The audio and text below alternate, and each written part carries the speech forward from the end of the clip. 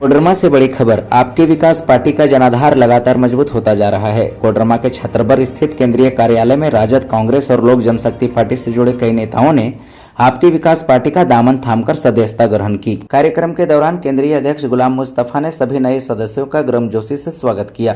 उन्हें माला पहनाकर, गुलदस्ता देकर और पार्टी सिंबल लगे बैग भी प्रदान किया। इस मौके पर नए सदस्यों ने कहा कि आपकी विकास पार्टी हमेशा जन मुद्दों पर आवाज बुलंद करती रहती है और यह धरातल पर काम भी करती है। उन्होंने कहा कि जनता के लिए एक बेहतर विकल्प बनकर यह पार्टी उभर रही है। उन्होंने संगठन को और भी मजबूत करने और लगातार काम करने का संकल्प भी लिया। इस अवसर पर केंद्रीय अध्यक्ष गुलाम मुस्तफा ने झारखंड सरकार के ऊपर निशाना साधते हुए कहा कि झारखंड सरकार वादा खिलाफी काम कर रही है। उन्होंने कहा कि नेमरा में जो काम 20 वर्षों में नहीं हो सका वह 3 दिन में पूरा हो गया। अगर सरकार चाहे तो पूरे झारखंड की तस्वीर बदल सकती है। उन्होंने कहा कि झारखंड सरकार केवल मैया योजना का लॉलीपॉप दे रही है, पर झारखंड में धरातल पर कोई अन्य योजनाएं दिखाई नहीं देती है।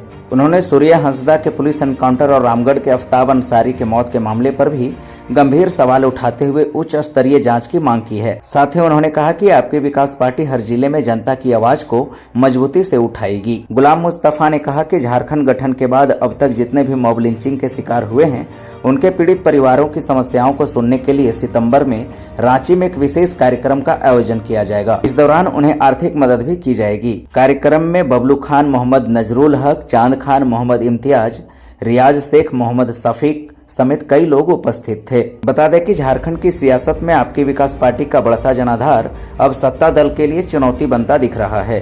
बताते चलो कि जब से आपकी विकास पार्टी की गठन हुई है तब से निरंतर हमारी पार्टी ने सड़क से लेकर सदन तक दलित हो, आदिवासी हो, एसटी हो, ओबीसी हो, माइनॉरिटी हो, तमाम लोगों को हमने जो सरकार ने वादा किया, जो वादा खिलाफी कर रहा है, हमने सरकार से उनको आईना दिखाने का काम किया है, आगे भी करता रहेंगे।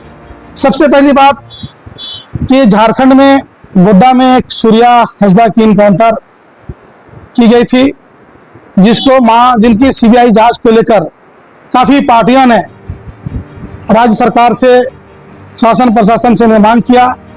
निश्चित रूप से अगर किसी ने गलत किया तो होना चाहिए था, लेकिन जिस तरह से सूर्या हंसदा जी की इनकाउंटर की सवाल उठ रहे हैं, उसी तरह रामगढ़ में आफ्ताब अंसारी के साथ एक बर्बरता, एक पीड़ित प्लानिंग के तहत इनकी हत्या की गई थी।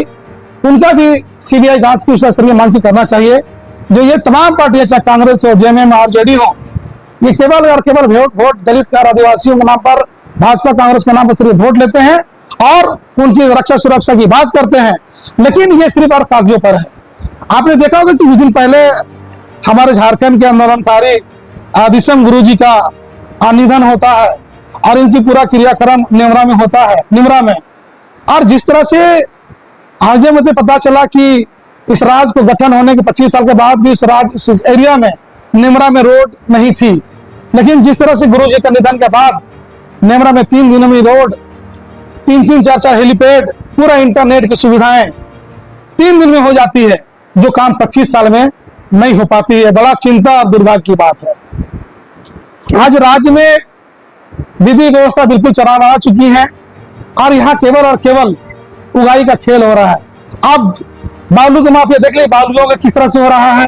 तो तमाम जो झारखंड में आपकी विकास पार्टी जो निरंतर लोगों की आवाज को जो उठाने का काम और उनको न्याय दिलाने का काम किया है, आज हमारे रामगढ़ से मंजर खान साहब, अय्याज साहब और हमारे कोडरमा से नजरुल भाई और उधर इम्तियाज भाई, ये तमाम लोगों ने कांग्रेस और आरजेडी को छोड़कर आज आपकी विकास पार्टी का सदस्यता ग्रहण किया और इन्हें काफी उम्मीद थी आपकी विकास पार्टी के कार्यों से, इनके सिद्धांत से वो प्रभावित हुए, जो आज आपकी विकास पार्टी के कार्यालय में पहुंचकर सदस्यता ग्रहण कर रहे हैं।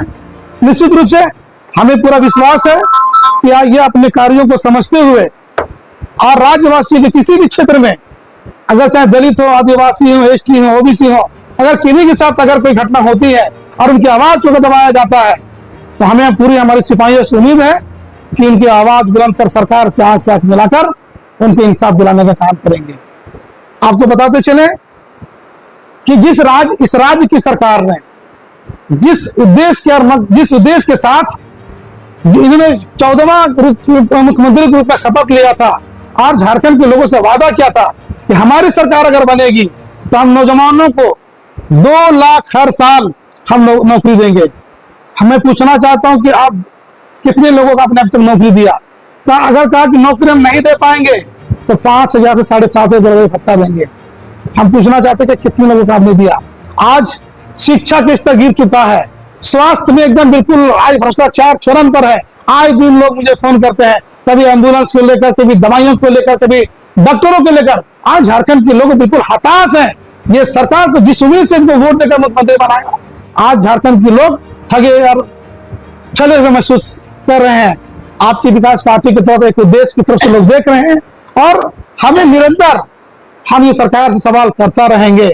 और जो वादा किया है, अगर कार्य करने में अगर सक्षम नहीं रहेंगे तो जिस जनता ने इनको कुर्सी पर बैठाया है, यही जनता उसको उठाकर फेंकने का काम करेगी।